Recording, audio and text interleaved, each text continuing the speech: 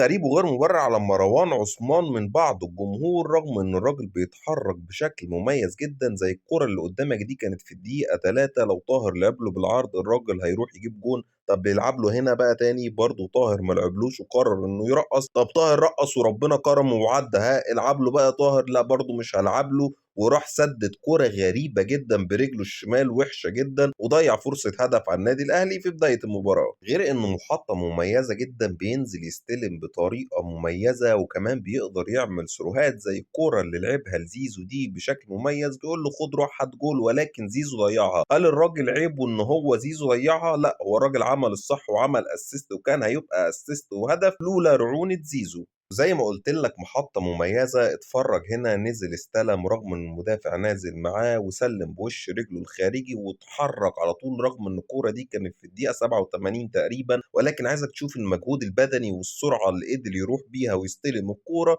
وللأسف ضغط عليه مدافع وخلصها منه، ولكن كان تحرك مميز ومحطة مميزة. ودي آخر كورة وكانت في نهاية المباراة، وبرضه تحرك مميز. راح استلم الكورة بتاعت أشرف بن شرقي بعد ما هو اتحرك، وأجبر أشرف بن شرقي إنه يلعب له في المساحة. كان المفروض يعمل الباص هنا بالظبط، ولكنه اتأخر فيها. لو كان لعبه بسرعة شوية كان هيبقى أسيست جميل، وجه يلعب الباص هنا كان للأسف المدافع قفل عليه وطلعت العرضية بالشكل السيء اللي انتوا شفتوه. ايوه يعني انت عايز ايه؟ انا عايز اقول للجمهور يهدى شويه، عشان احنا عندنا مهاجم دلوقتي في النادي الاهلي مصري بكواليتي كويس، متحرك سريع، راجل محافظ على نفسه، سنه صغير وجاي وجاي وجاي، وكمان بيقدر يسجل وبيتحرك تحركات مميزة جدا جدا جدا، وبيقدر يحرك الفريق كمان يبقى محطة مميزة للأطراف. لعيب كويس جدا زي ما أنا وريتك بالحالات كده، وكان ممكن يبقى ليه أسيست أو اتنين كمان النهاردة، وممكن كان يسجل كمان لو في بس بعض التعاون شوية من أجنحة النادي الأهلي، وخاصة طاهر وزيزو. مروان عثمان مهاجم مميز أتمنى استمراره، وعايز أطلب منه طلب واحد بس، يحلق شعره عشان يشوف،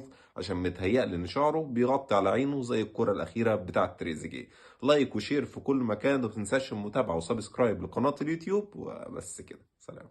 رغم الأجواء ورغم النقد اللي بيتعرض له ياسين مرعي في أوقات كتير جدا، ولكن النهاردة قدم ماتش كبير كبير كبير، ومنه الإنقاذ ده بعد تاكلينج رائع وواقع في الأرض، بس يقوم ويكمل ويعمل إنقاذ عالمي وفدائي على طول بدماغه. إنقاذ أقل ما يقال عنه إنه عالمي بعد بلوك رائع بدماغه، بلوك ما يعملوش غير لعيب فدائي، لعيب كبير اسمه ياسين مرعي. ياسين ممكن يكون خبراته قليلة شوية، ولكن لعيب فدائي ولعيب راجل، لعيب بتلاقيه في الماتشات الكبيرة، ورغم القيل والقال وبعض الناس بتشكك في قدراته، ولكنه لعيب عنده قدرات كتير زي القطعة دي وزي التاكلينج ده اللي قدر يخلص فيه الكورة كمان بباص مميز لتريزيجيه. بغض النظر عن خطأ ديانج الذي لا يغتفر، وديانج واضح جدا انه متأثر جدا بفالنسيا وخلاص بيفكر بره وفي اسبانيا، ولكن الكورة هاند بول على لعيب يانج افريكانز اللي جاب الهدف. لحد امتى هنفضل نلعب في افريقيا من غير فار؟ ولحد امتى الماتشات المهمة دي مش هيبقى فيها فار؟ كرة هاند بول واضحة للكفيف،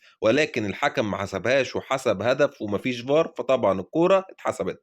إيه رأيك في خطأ اليو ديانج؟ وهل الكرة فعلا هاند بول ولا لا؟